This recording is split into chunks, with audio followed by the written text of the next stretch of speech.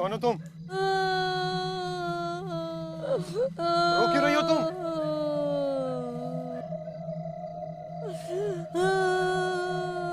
क्या हुआ तुम्हें?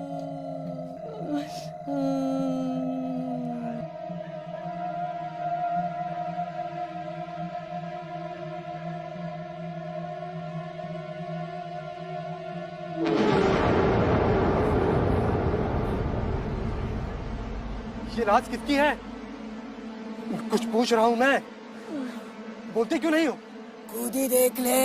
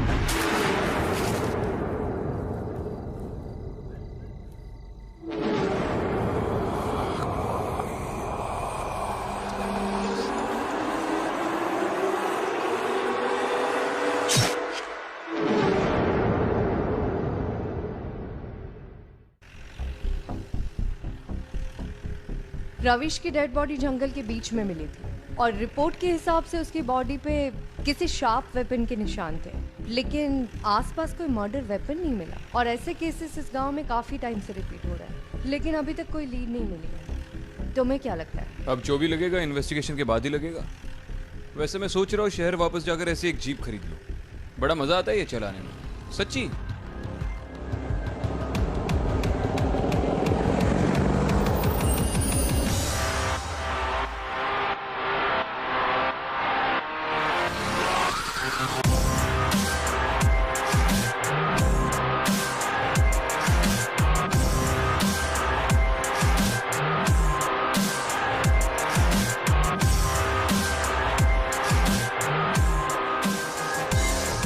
जैन सर। जैन, कितने बजे के करीब की बात होगी? सर रात तकरीबन 2-3 बजे के आसपास की बात लग रही है। जंगल में इतनी रात को इस रास्ते पर कोई नहीं आता सर।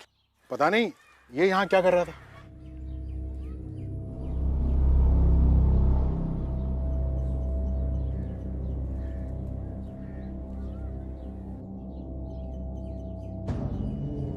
यहाँ से कुछ मिला था? नहीं मैडम, यहाँ से तो कुछ नहीं मिला था।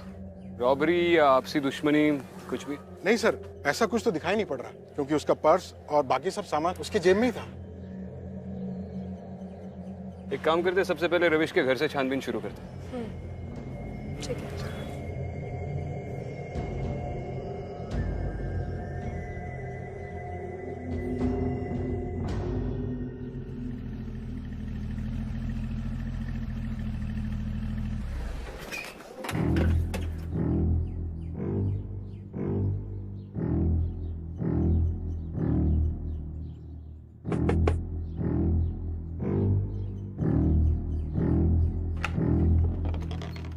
जी नमस्ते, मैं विक्रांत सिंघल, एसीपी मुंबई पुलिस। आपसे रविश की मौत के बारे में थोड़ी बात करनी है। जी साहब, आइए। आपके लिए मैं पानी। जी नहीं, ठीक है, आप बैठिए ना, बस थोड़ी देर बात करनी है। जी। उस घटना के बारे में जरा बताइए प्लीज। कभी सोचा नहीं था कि अपने बेटे की मौत देखनी पड़ेगी इस जीवन में। देखिए, हम आपका दुख समझ सकते हैं, लेकिन आप हमें रविश के बारे में जितना बताएंगी हम आपकी उतनी मदद कर पाएंगे। बहुत खुश रहता था हमारा रविश। उसकी ना ही किसी से कोई दुश्मनी थी और ना ही कोई मनमुटाव। जिस दिन उसके साथ ये हादसा हुआ, उसकी मौत हुई, वो रात को इतनी देर रात तक जंगल में क्या कर रहा था, कहाँ से आ रहा था? साहब, उसकी बींदनी मेरी बहू कजरी पेट से थी, तो वो दाई के घर से आ रहा था। रात के जब 11 बजे तक घर वापस नहीं आया तो मैंने उसे कई बार फोन किया, लेकिन उसका फोन बंद आ रहा था। कुछ पता नहीं चला। दाई के घर गया था, मतलब आपके गांव में कोई अस्पताल नहीं है? अस्पताल तो बड़े लोगों के चोचले होते हैं ना साहब, हमारे यहाँ तो दाई ही बच्चा कर देती है।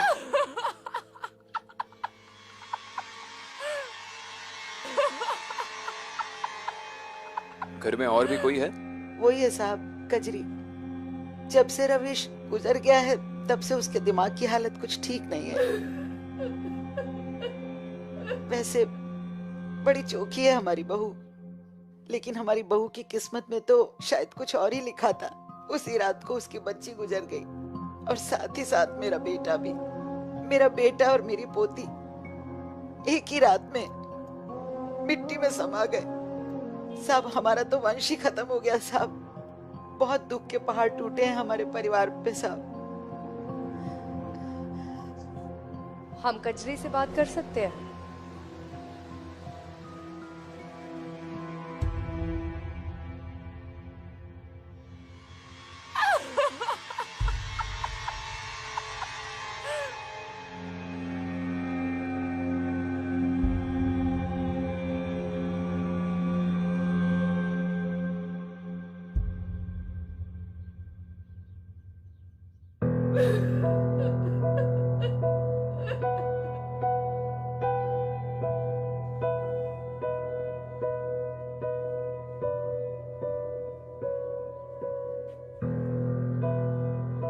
कजरी, हम लोग पुलिस है।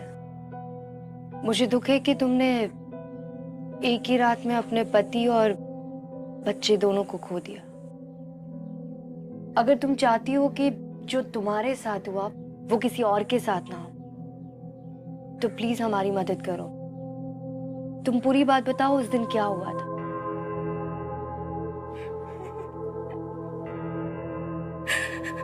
मेरे साथ ये देखो मेरी तीसरी बच्ची भी मर गई मेरे साथ। तीसरी? मेरी फूल सी बच्ची है मेरे साथ। देखो ये पैदा होते ही इस दुनिया से चली गई मेरे साथ।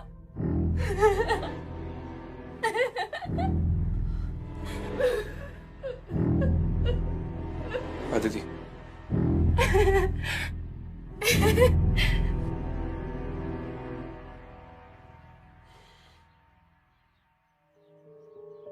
आपने हमें पहले क्यों नहीं बताया कि कजरी के इससे पहले भी 2 बच्चे मर चुके हैं? जी वो 2 कमजोरी से मर गई थी और ये तो मरी हुई पैदा हुई।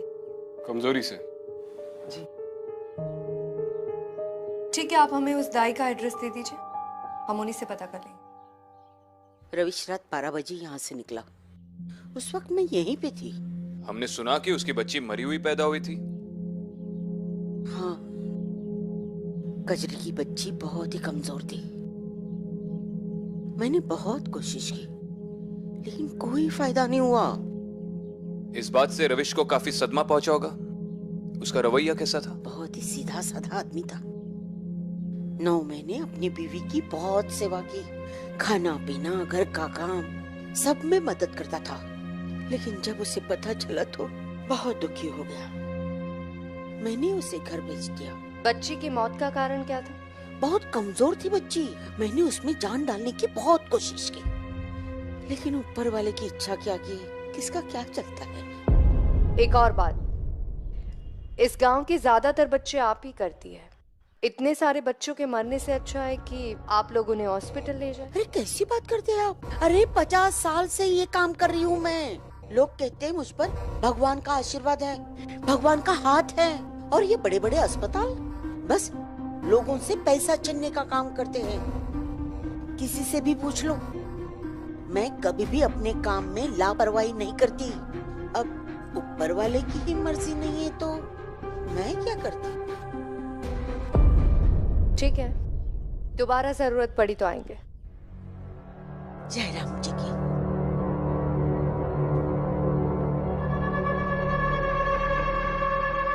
ये गांव बहुत पिछड़ा हुआ है। आज भी गांव में लोग हॉस्पिटल की जगह दाई के पास जाते हैं। वहां जंगल में रविश मर गया और यहाँ पर उसकी बच्ची मर गई उसी रात। तुम्हें इन दोनों डेथ्स में कोई ताल्लुक लग रहा है? ताल्लुक हो सकता है, लेकिन जंगल में बाकी डेड बॉडीज भी तो इसी तरह से मिली है। उन सारी डेथ्स में और रविश के डेथ में तो ताल्लुक है ही, लेकिन एक बात तो तय है, इस बच्ची की मौत कमजोरी की वजह से नहीं हुई। हमें सारे केसेस में कॉमन लिंक ढूंढनी चाहिए।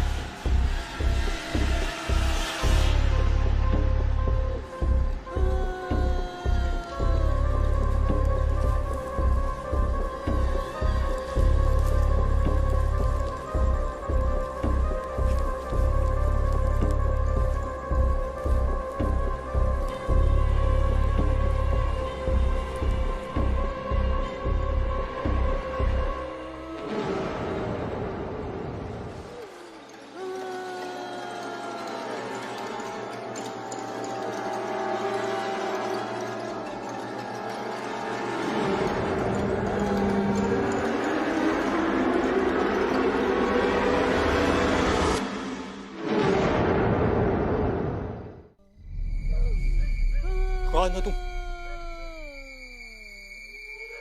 यहाँ क्या कर रही हो इस वक्त?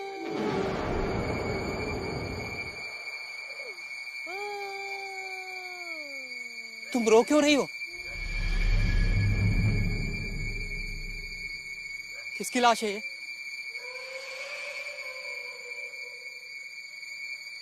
कौन मर गया? खुद ही देख ले।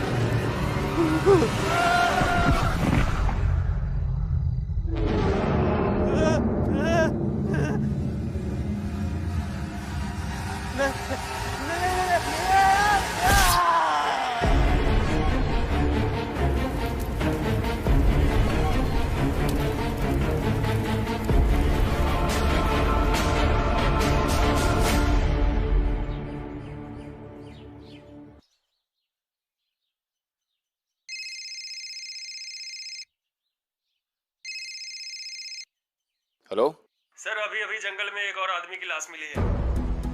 क्या? ठीक है, वहीं पर रुको, हम आ रहे हैं। क्या हुआ? जंगल में अभी भी किसी आदमी की लाश मिली है, चलो।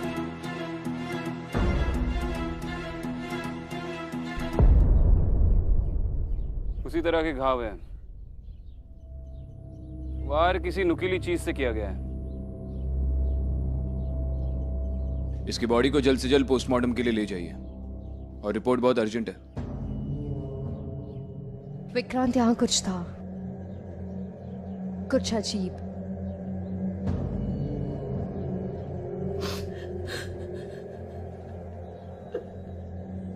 ये कौन है? सर, इन्होंने बॉडी को आइडेंटिफाई किया है। इनका कहना है कि मरने वाला इनका भाई सुनीत है। नाम क्या है आपका? बरखा। भाई था ये आपका? हाँ सर। आपके साथ ही रहता था? नहीं सर, ये पास ही के गांव में रहता था। ये मुझसे ही मिलने आ रहा था। कल शाम को बात भी हुई थी मेरी, तो सारी रात नहीं आया सर।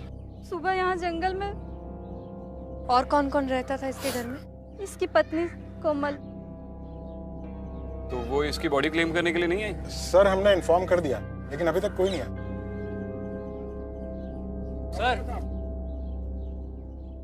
सर इनका कहना है कि इन्होंने यहाँ से कोई आवाजें सुनी। क्या सुना था तुमने? मैडम मैंने यहाँ पर किसी औरत के जोर जोर से रोने की आवाज़ें सुनी थी।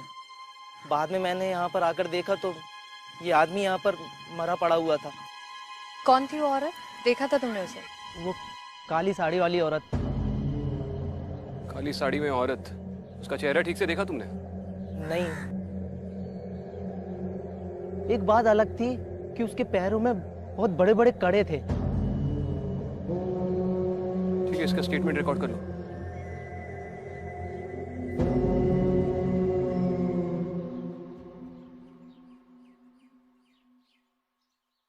अब तक ये सारे लोग मरे हुए पाए गए उस जंगल में। दीपक, सुनित, रविश और कई भी सारे लोग हैं। सबके घाव एक ही तरीके के हैं, सबकी मौत एक ही तरीके से हुई है। उस गांव वाले का कहना था कि उसने एक औरत की रोने की आवाज सुनी और औरत ने काले कपड़े पहने हुए थे। आप में से किसी ने या किसी और गांव वाले ने कभी कोई काले कपड़े पहने हुई औरत देखी है आसपास? काले कपड़े में तो गांव के बाहर बहुत सारी औरतें हैं। रुआसियां कहते हैं उन्हें। रुआसिया? जी मैडम, जो लोगों की मैयत में रोने का काम करती है। रोने का काम? जी मैडम, गांव के बाहर इनकी बस्ती है। विक्रांत, मैं एक बार उस बस्ती में जाके पूछताछ कर लेती हूँ। ठीक है, और मैं सुनित की बीवी से जाकर मिलता हूँ जो इन्फॉर्म करने के बावजूद नहीं आई। बस्ती कहाँ है पता है ना?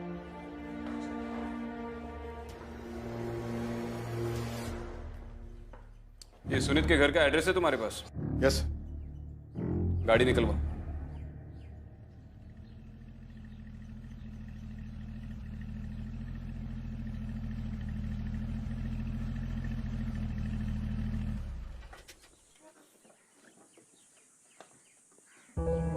सुनिए। अरे अब सुनिए, आप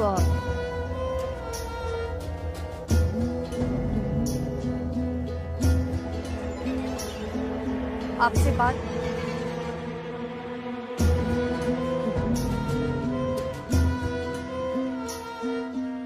सोनी, एक काम करो, तुम इस तरफ पूछताछ करो, मैं उस तरफ देखती हूँ।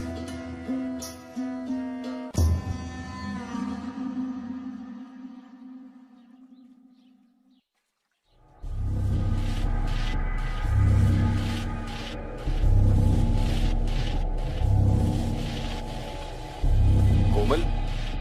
हाँ बोलिए। मैं विक्रांत सिंघल, मुंबई पुलिस। बोलिए साहब। आपसे आपके पति सुनित की मौत के बारे में बात करनी है। क्या हुआ, आप हंस क्यों रही हैं? और आप उसकी बॉडी क्लेम करने के लिए क्यों नहीं गई? हैवान की मौत का खुशी किसी नहीं होती साहब। और जब वो मरा था ना तो मेरे दिल को बहुत खुशी हुई थी।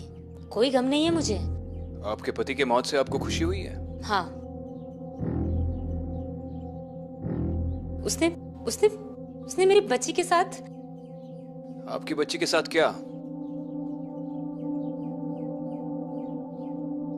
उसने मेरी बच्ची को मार दिया साहब। उसने मेरी सुधा को मार दिया। वो कहते ना साहब, वंश चलाने के लिए बेटी नहीं बेटे की जरूरत होती है। वही किया उसने। बहुत गिड़गिड़ाई मैं उसके सामने, बहुत हाथ जोड़ी, मत कर ऐसा, पर नहीं माना। एक दिन मैं किसी काम से बाहर गई थी, घर आई तो देखा कि सुधा उठ नहीं रही है। बोलता है मर गई सुधा। मार दिया मेरी सुधा को। लेकिन ये बात आपने जाकर पुलिस में नहीं बताई? क्या बताऊं सर साहब, पुलिस में कौन सुनता है? पुलिस वाले तो यही बोलते हैं कि तुम्हारा घर का मामला है, तुम सुलझाओ। किससे बताऊं, कौन सुनता है हमारी? इसलिए उसके मरने का कोई अफसोस नहीं है। हम उसे खंदा मिला, वही बहुत बड़ी बात है उसके लिए। और कुछ पूछना है आपको?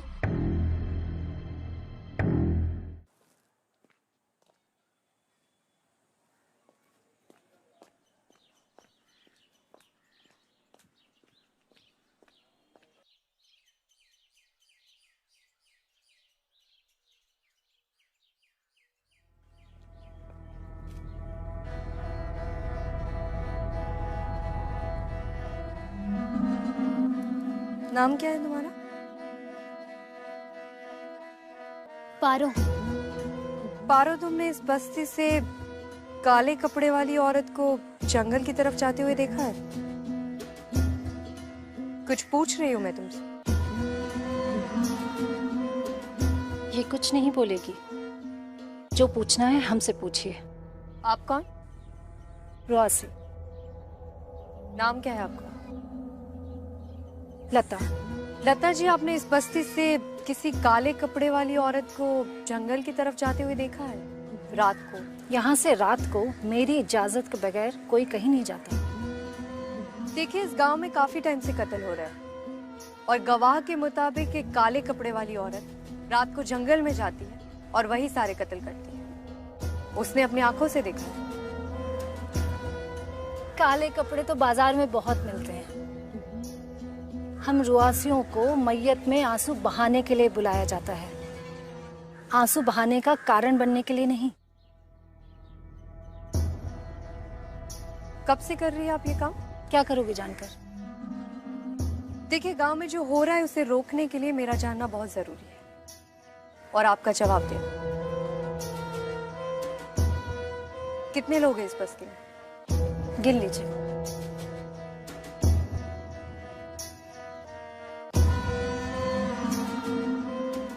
लता जी, आपके परिवार में या इस बस्ती में कभी किसी के साथ कोई घटना हुई थी या किसी के साथ कुछ गलत हुआ हो?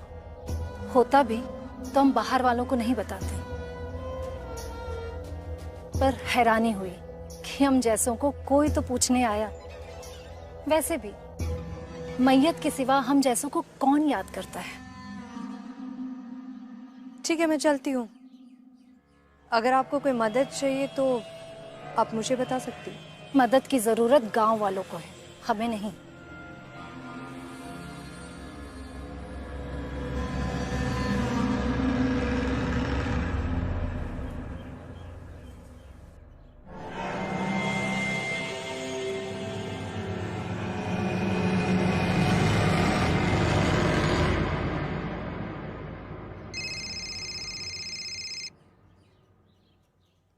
हाँ दीदी। विक्रांत सुनीत की फैमिली से मिले? हाँ, इसकी कॉमन लिंक मिल गई है। सुनीत ने अपने हाथों से अपनी बेटी को मार डाला था। अच्छा। और तुम्हें कुछ पता चला? हाँ, उस बस्ती में मैं एक औरत से मिली, लता नाम था। जब मैंने उससे सवाल पूछे तो बहुत ही उल्टे सीधे जवाब देने लगी। विक्रांत, मुझे लगा कि जैसे वो मुझसे बहुत कुछ छुपा रही थी। मैं एक काम करती हूँ, उस बस्ती के जितने भी पुराने केसेस है उनकी फाइल्स निकलवाती हूँ। शायद कुछ ना कुछ पता चल जाए। ठीक है, मैं चौकी पे पहुंचता हूँ, मिलकर चेक करते हैं। ठीक है। Okay, C you.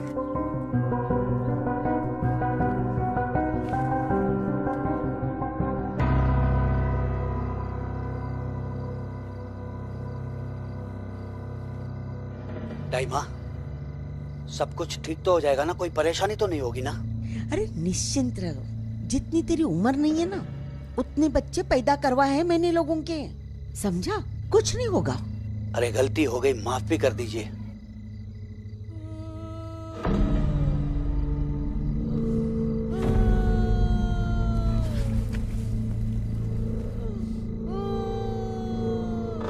डाइमा, किसी औरत के रोने की आवाज है।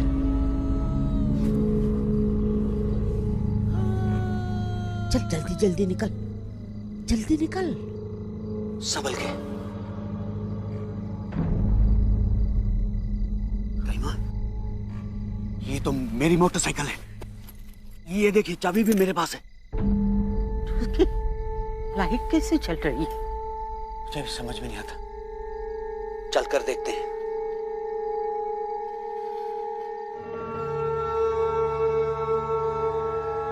कौन है? कौन है वहां पर?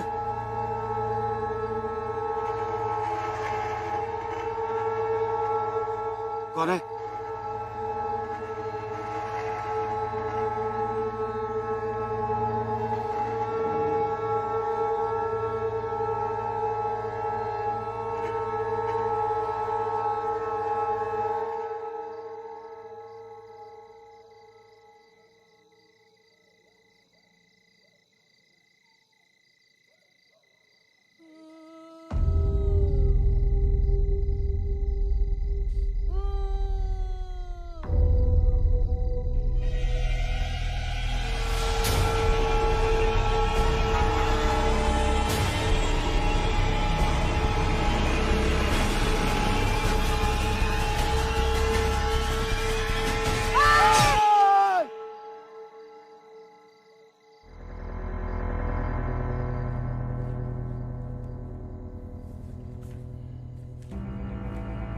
कांस्टेबल्स का कहना है कि हाल ही में इस बस्ती से किसी ने कंप्लेंट नहीं लिखवाई है। ये सारे के सारे पुराने केस फाइल्स हैं।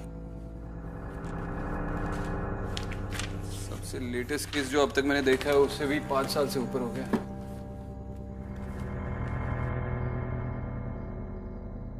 ये देखो, ये एक केस है 20 साल पुराना। रूपा नाम की कोई रुआसी थी जिसने यहाँ के लोकल जमींदार नरेंद्र सिंह की हत्या कर दी। और जब पुलिस उसे गाड़ी से बस्ती के बाहर जेल ले जा रही थी तभी गांव वालों ने गाड़ी को रोककर रूपा की हत्या कर दी है। उसका शरीर पूरी तरह से काट दिया गया था। और बॉडी को आइडेंटिफाई किसने किया था?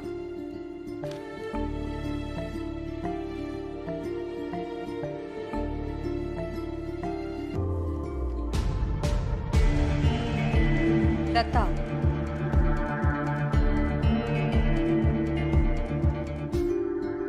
नहीं, मत मारो मुझे।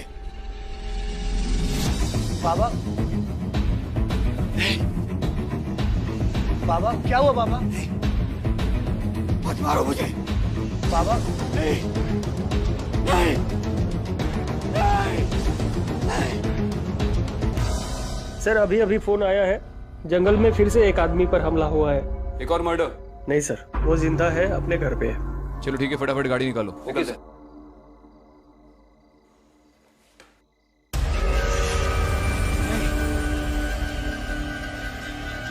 नहीं, नहीं, मत मारो मुझे।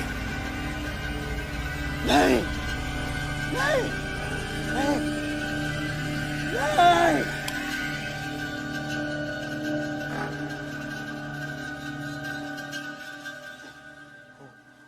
वो मुझे मार डालेगी। बाबा क्या हुआ? क्या हुआ बाबा? वो औरत मुझे मार डालेगी। कौन सी औरत? वो काले कपड़े वाली औरत। कब से चल रहा है ये सब? अभी थोड़ी देर पहले से ही। मेरी बीवी को ना बेटी पैदा हुई थी, लेकिन वो मरी हुई पैदा हुई और उसी का दाह संस्कार करने के बाद बाबा दाई माँ को घर छोड़ने जा रहे थे, लेकिन जब वहां से रात को लौटे तब से उनकी ऐसी हालत है। डिलीवरी के टाइम पर तुम कहाँ थे? मैं बाहर गया हुआ था। जैसे यहाँ पहुंचा तभी मुझे पता चला कि मेरी बेटी। ठीक है, ख्याल रखो अपने पिताजी का। बाबा अदिति, इसे बिल्कुल भी भनक नहीं लगनी चाहिए कि हम सब कुछ जानते हैं,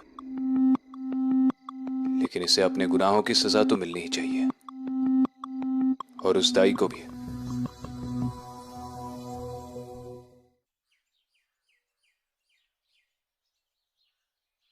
कब हुआ ये सब? कल रात की बात है। बच्चा करवा के हम वापस आ रहे थे, अचानक हम पर हमला हुआ। किसने किया हमला?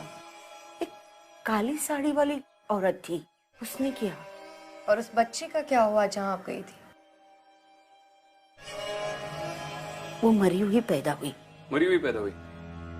दाई माँ, आपके हाथों लड़कियां हमेशा मरी हुई क्यों पैदा होती है?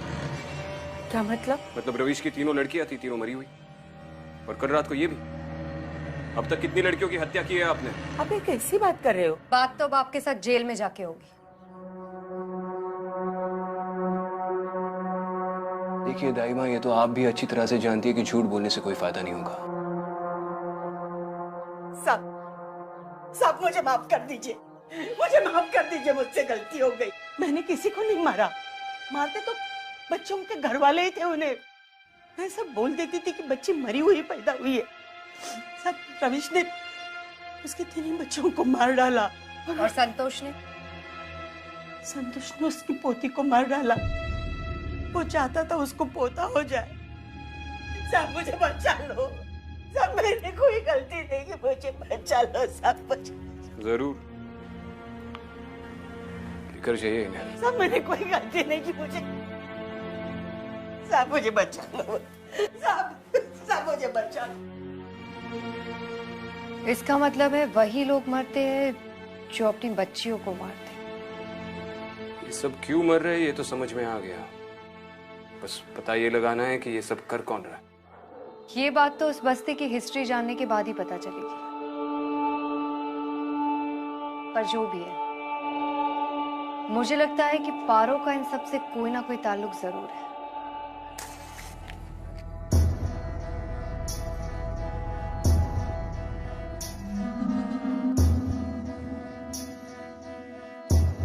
लता जी, मुझे आपसे कुछ बात करनी है।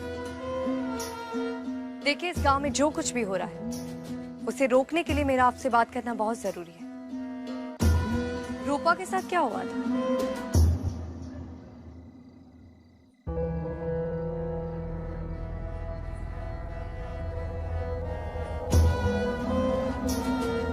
मुझे नहीं मालूम।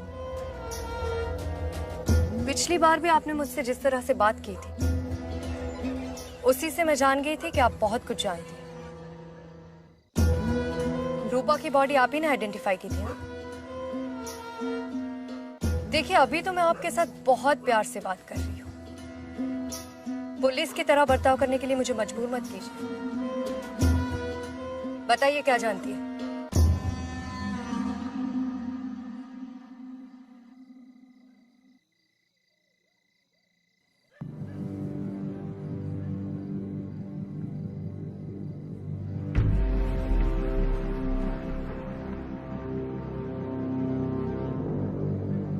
पारो, तू अंदर जा।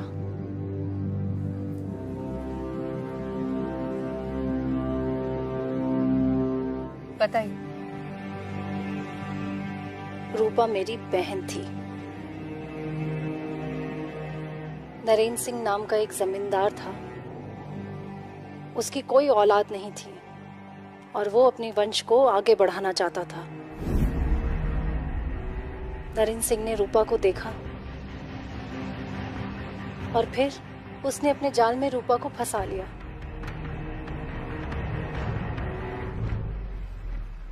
फिर रूपा गर्भ से हो गई। वो कहता था कि उसको बहुत अच्छे से देखभाल करेगा।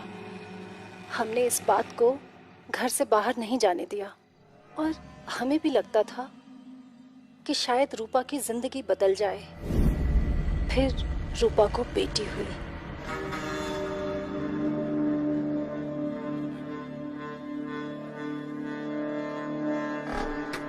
नरेंद्र सिंह अपनी बच्ची को जान से मारने के लिए खुद वहां आया। कहाँ लेके जा रहे हो मेरी बच्ची को? मेरी बेटी को मतलब? नहीं, मेरी बेटी को छोड़ो। मेरी बेटी। रूपा रोई, गिड़गिड़ाई, चिल्लाई, पर उसने उसकी एक नहीं सुनी और उस बच्ची को जमीन में जिंदा गाड़ दिया।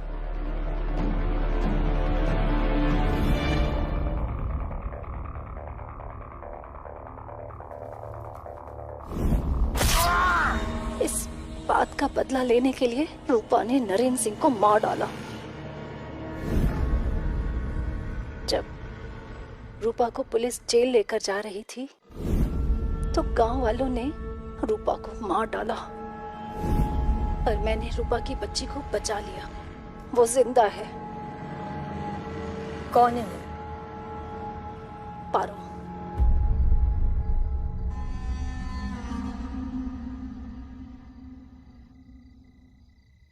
पारो रूपा की बेटी?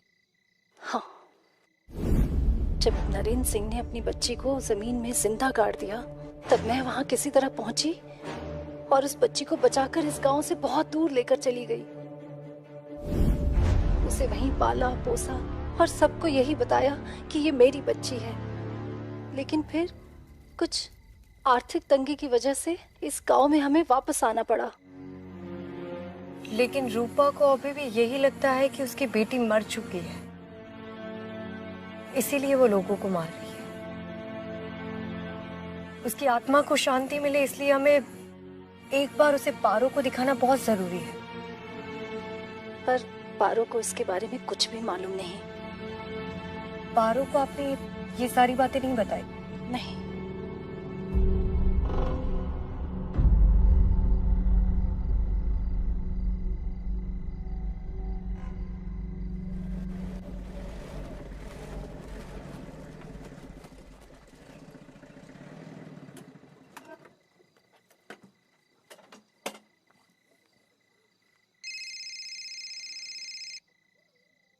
आदित्य, कोई लीड मिला?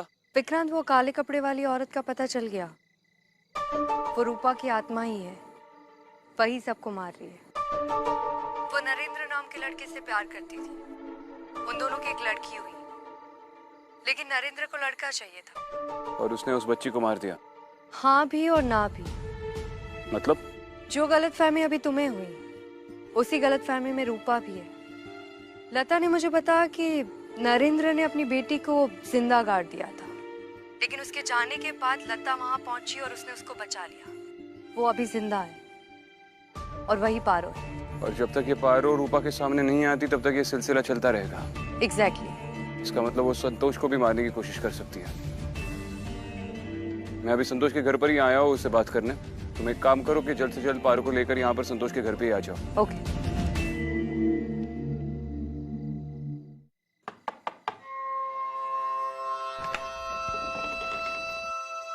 जी नमस्ते। नमस्ते। तुम्हारे पिताजी से थोड़ी बात करनी है। आइए।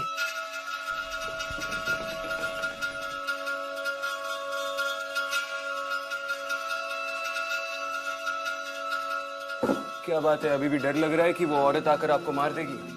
हाँ साहब, वो आएगी, वो जरूर मुझे मार डालेगी, जिंदा नहीं छोड़ेगी साहब। तो फिर संतोष जी बैठे बैठे ये भी क्यों नहीं सोच लेते कि आखिर वो औरत आपको क्यों मारना चाहती है? मतलब ऐसा क्या किया आपने कल रात को जिस वजह से उस औरत ने आप पे हमला किया? साहब हमने कुछ नहीं किया था, हम वो जंगल के रास्ते से आ रहे थे, बस अचानक कहां से वो सामने आ गई और हमारा ये हाल कर दिया। वो तो चाहती थी कि हम जान से मरे। वो सब तो मैं जानता हूँ, लेकिन क्या करके आप जंगल के रास्ते से आ रहे थे? ऐसा क्या किया आपने? नहीं वो हम तो बस पानी। शुक्रिया बाबा।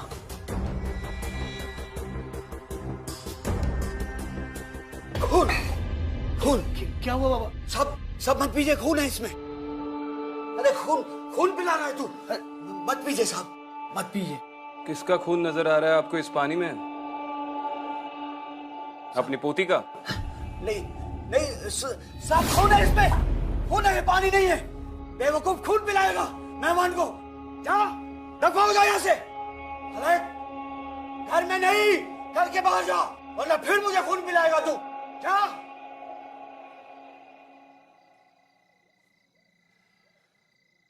संतोष जी, तुम्हारी दाई माँ तो हवालात में चली गई और तुम भी अच्छी तरह से जानते हो कि मैं किस बारे में बात कर रहा हूं।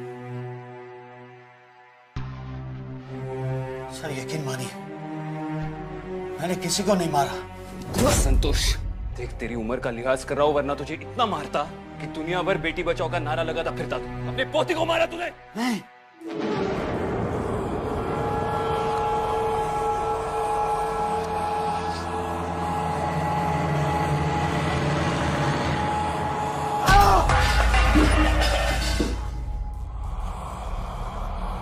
रूपा, इसे छोड़ दो। उसके किए की सजा इसे कानून देगा।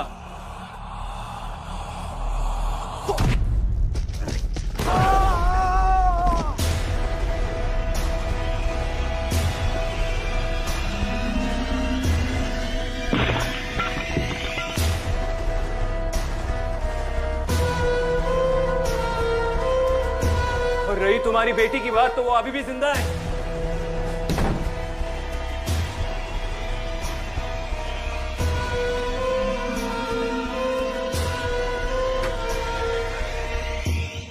रुक जाओ रूपा। रूपा, तुम्हारी बेटी जिंदा है।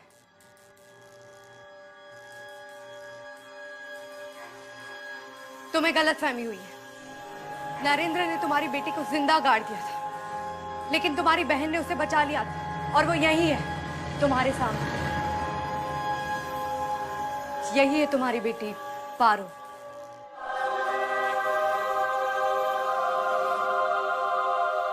पारो,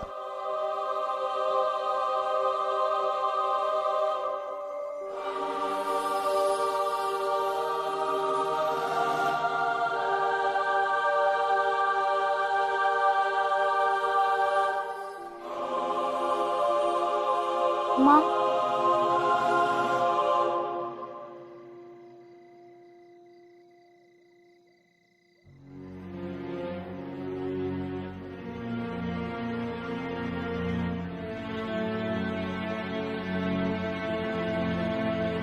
पारो, हो सके तो लता को माफ कर दे। उसने जो कुछ भी किया है तुम्हारी भलाई के लिए किया है। हाँ मुझे पता है, बचपन से माँ ने मेरा ख्याल रखा है, मुझे उनसे कोई गिला नहीं है। अच्छी बात है, चलो।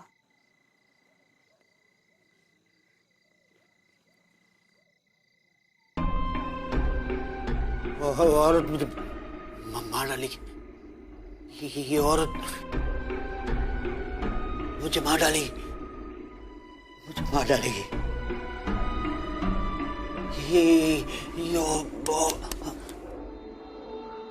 चली गई। तुम भी चलो। रूपा से तो बच गए, लेकिन पुलिस के डंडों से नहीं बच पाओगे। चल।